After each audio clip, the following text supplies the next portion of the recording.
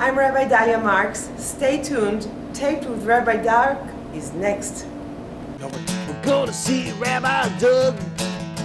We're gonna see Rabbi Doug. We're gonna see Rabbi Doug on your TV tonight.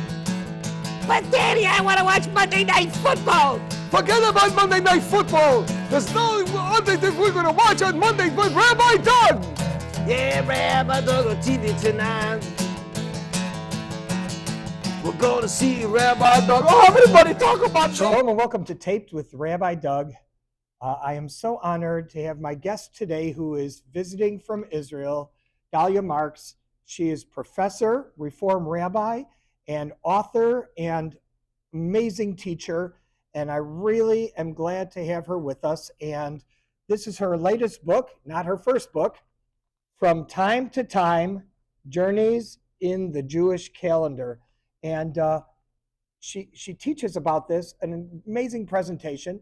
I will tell you that the things that she knows, most Orthodox rabbis are not experts at in knowing the history of the calendar and how the calendar became the way it is today, from the time of the set calendar of Hillel II, right, the second, and how the calendar that we have today is not the calendar that we had in ancient times, and the holidays and how they became. She's just amazing. So I'm going to just tell a little bit about her.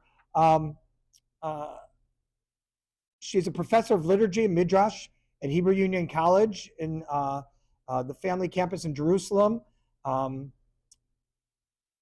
She has that book in many languages, including Argentina, in Spanish, right? yeah. But it was translated for Argentina in Spanish, and now in English as well as in Hebrew, and amazing. And German also. I didn't know. I just signed a contract for Portuguese. Portuguese, so wonderful. That was. Yes. And this is kind of what she says about this. Time is fundamental to the human experience, but in Judaism, it is even more.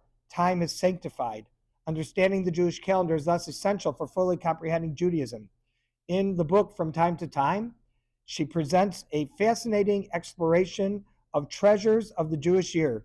The book artfully blends the traditional and contemporary perspectives of each Hebrew month and its holidays, and she pairs that up with illustrations and a lot of information, which is comprehensive, indispensable, and something that everyone would want to return to each season to catch up with what the calendar is all about.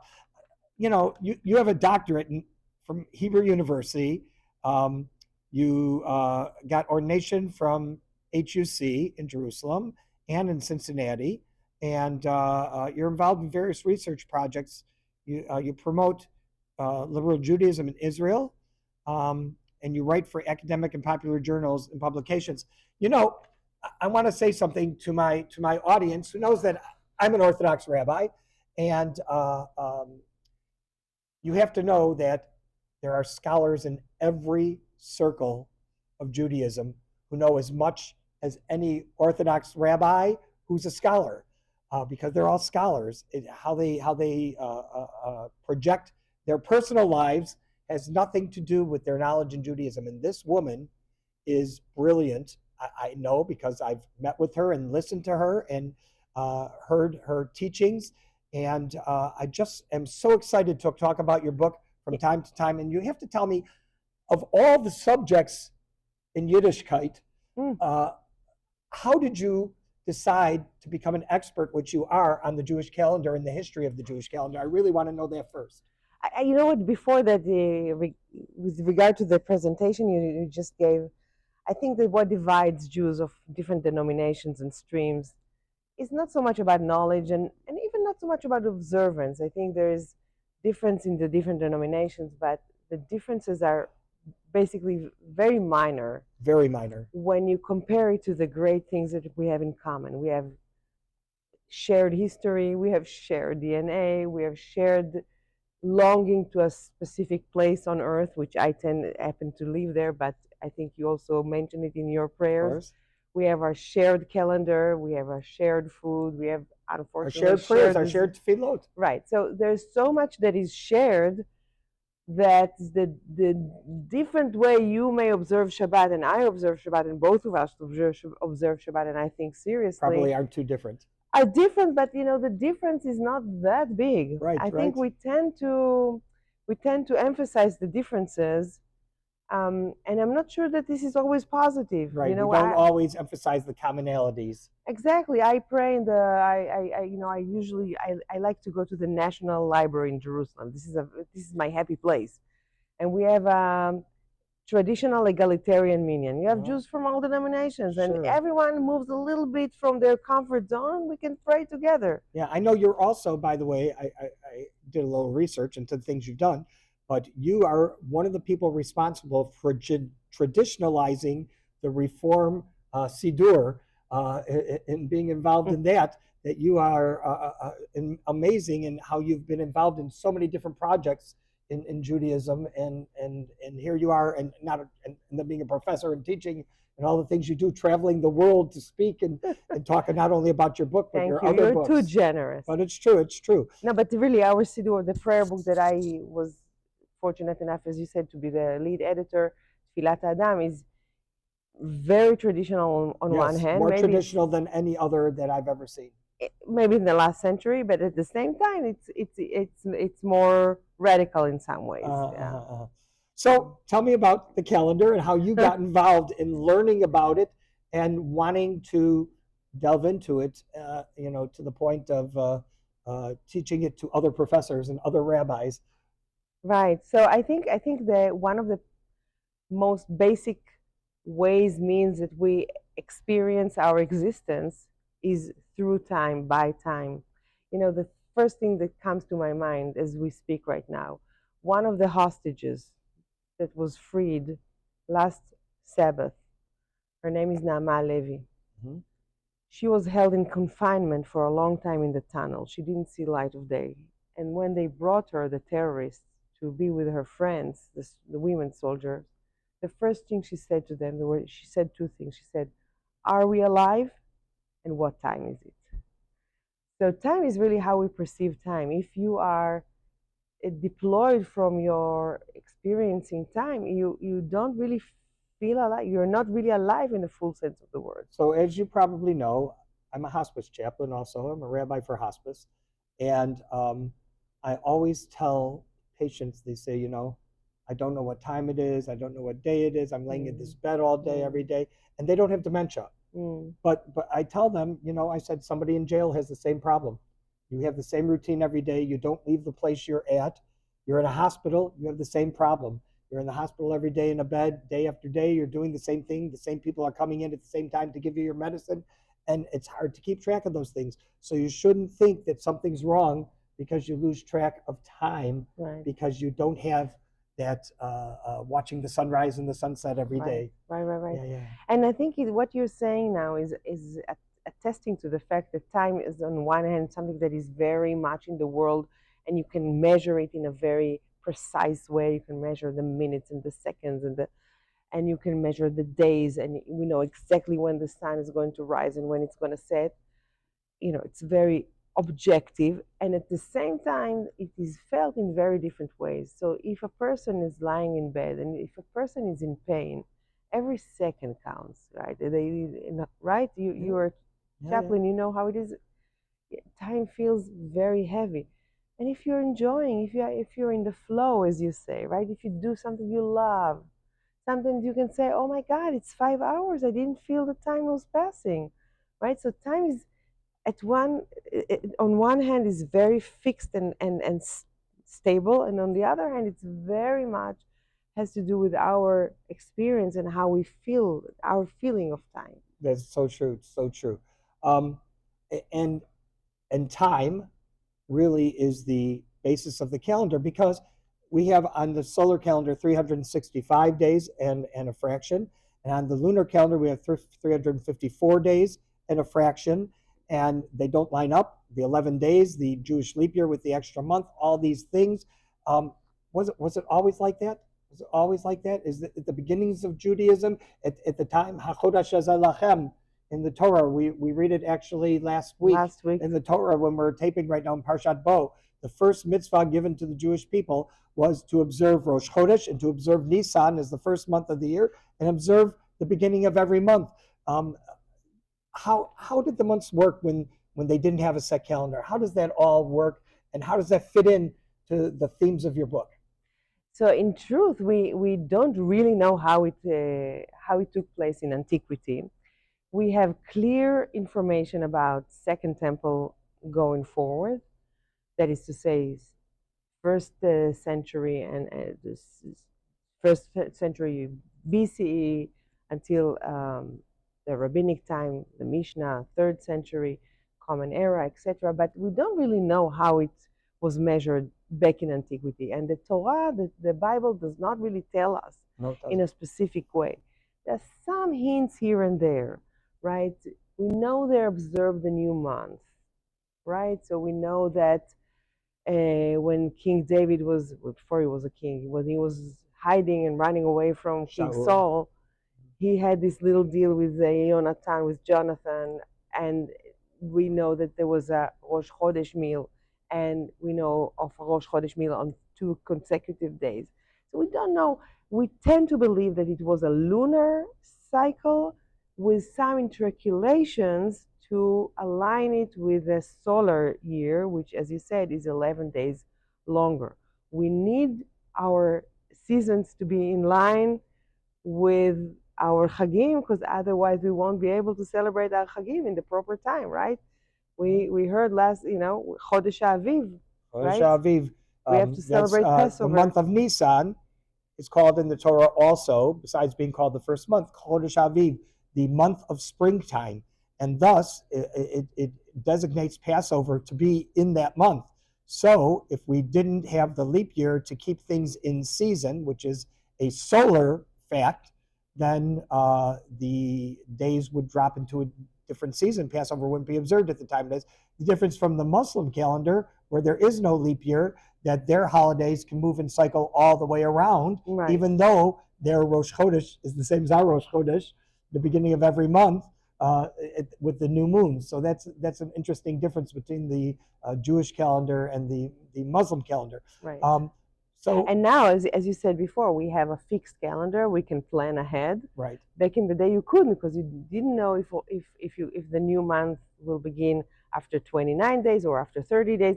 You couldn't. You have to have a whole ritual of receiving witnesses to say, where exactly did you see the moon, and what was its shape, and what was its orientation, what time it was. Right. And then, thank you very much for your service. Let's have on the next day witness, and we align the testimonies to make sure we can really determine that it's a new month. So once the Sanhedrin determined it was a new month, I mean, my vision of memory of what I heard as a young boy or growing up or learning was that they would set bonfires and blow shofar from mountain to mountain to mountain to announce it. And that's the reason, because people didn't find out sometimes until a day later outside of Israel that we observe outside of Israel 2 days of Yom Tov instead of 1 day of Yom Tov.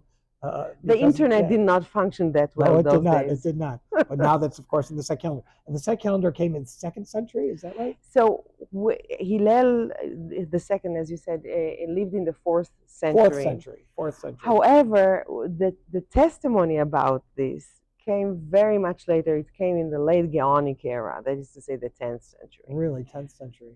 So we don't really know. Again, it seems like there was a deliberate secrecy around all these things. So it seems like the fixed calendar was accepted, but in a gradual way.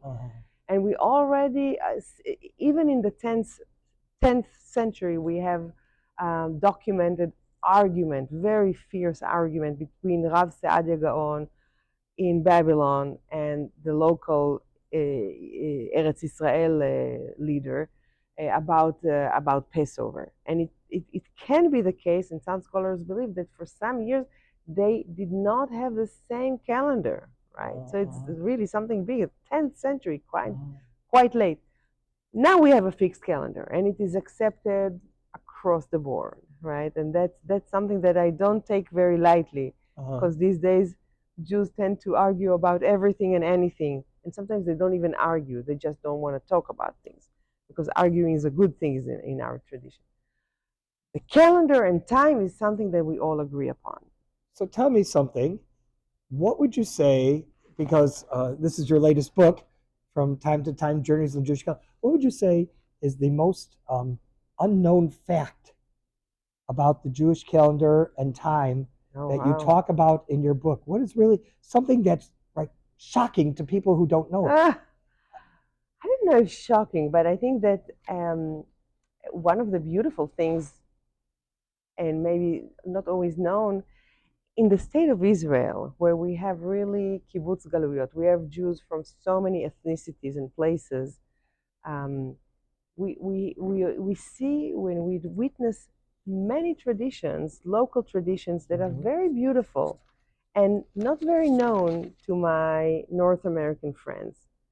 We have a beautiful festival of the Beta Israel community. The Beta Israel community is the African Ethiopian community.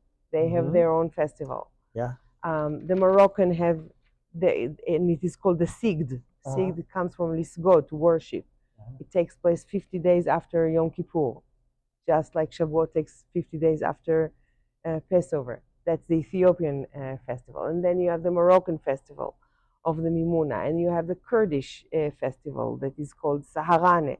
You have many, many local, ethnic, or communal festivities that each community celebrated on its own. And now in Israel, we can see them all and witness them all. It's beautiful. So in line with, or apart from the festivals that we all celebrate together, which is a miracle unto itself, that the festival were kept and the calendar was kept, and there were no corruptions, and all Jews in the world have it together. We have these local festivals. And of course, one of the things that you have outside the state of Israel, you have the second day of Yom Tov, of the festival, which is observed by more traditional Jews, not always observed by Reform Jews. Yeah. That's so cool, so cool. So I heard from the information about you that you are 10th generation Yerushalmi. That's that for true. 10 generations, your family were all born in Jerusalem. That's true. 10 generations. That's an amazing. That's almost 1,000 years. If you look at it, it could be close. It could be close too. If everybody lived, close to 90 or 100 years old, But no, they gave birth in there. I understand. It's 25 to 35 years. But but I'm saying there could be people who live that long. It's just a very, very long time. I don't know anybody who's 10th generation Yerushalmi. Really? Tell me about the origins of your family, because obviously traditional Judaism is part of your soul for so long. Tell me about how that is, because it's long before a state of Israel, long before access to most of Israel, and there were people who were exiled over the years and came back, and we have the Yerushalmi Talmud and the Babylonian Talmud and everything over the generations. What was your family doing 10 generations ago? Right. Hundreds of years ago in Israel. So that's my mother's family, right? My father's family, this is my name, Marx. I didn't take my husband's name. This is my name from home. My father was born to a German Jewish family. He came to Israel in 1938, right in the last minute. Wow. Before the Holocaust. He was a baby at that time. That's my dad. My mother is the Sephardic family. So after the expulsion of the Jews from Spain in 1492, they migrated along the Mediterranean. They were in Morocco for several generations. We don't have very clear information about that, but we know they were in Morocco, they were in Turkey, and then they got to Italy, and from Italy they came to Israel. They came to Tzfat, to the northern part of Israel, to the Galilee, and then to Jerusalem. Wow. I wish I had more time. I want to do some more exploration about it. We have the whole genealogical tree, which is beautiful, although it's only men. I feel sometimes sad that all these women who cared for these men, who loved them, who nursed them, who fed them, were excluded in some way or another. Right. Wow. But it's still a wonderful, wonderful yichus, as we say. Thank to have, you. and it's I feel very amazing. strongly about it because sometimes in Israel people say, "Oh, Reform Judaism, this is not something that has roots here," and I'm like, I've been around. It's all the same. We're all connected. We're all the Right? same. Yeah, we're all the same. We all come from Abraham, Yitzchak, and Yaakov. We all Really, do. I agree, and I think sometimes we tend to forget it because we concentrate so much on the differences. I never forget it because I work with everyone. I taught, I teach in Orthodox day schools now. Besides being a chaplain, I do that. But I taught in Reformed Temple for 27 years Here in town. Here in the Chicago area, right? So, and those students who always knew I was Orthodox, I've done hundreds of their weddings, baby namings, and unfortunately Beautiful. funerals in their families as well, because the denomination isn't important. It's how you relate with your Judaism and who you relate to in your Judaism that accepts you for who you are, no matter how Absolutely. they are. You know what I say to my students with regard to what you were saying? The difference is not the denomination or the stream. What distinguishes between Jews is, are you a serious Jew or you're not a serious Jew? Right. Do you take your Jewishness seriously? Do you take the time to learn, to explore, to live it in a meaningful way? And how exactly you choose to live it, that's, each one. הנסתרות לשם אלוהינו. What is concealed is for God to decide who does right or who does wrong. The important thing is that we're good people and we do good things to our fellow human beings, to our communities, to the world. That's what really counts. I love your attitude. I love it. So just we have about 5 minutes left or so, a little bit less.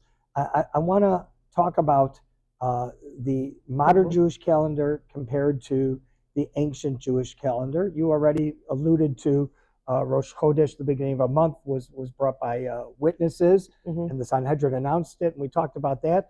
And it took a while for the set calendar to be accepted universally as it is now. But what is unique about our calendar that people don't know?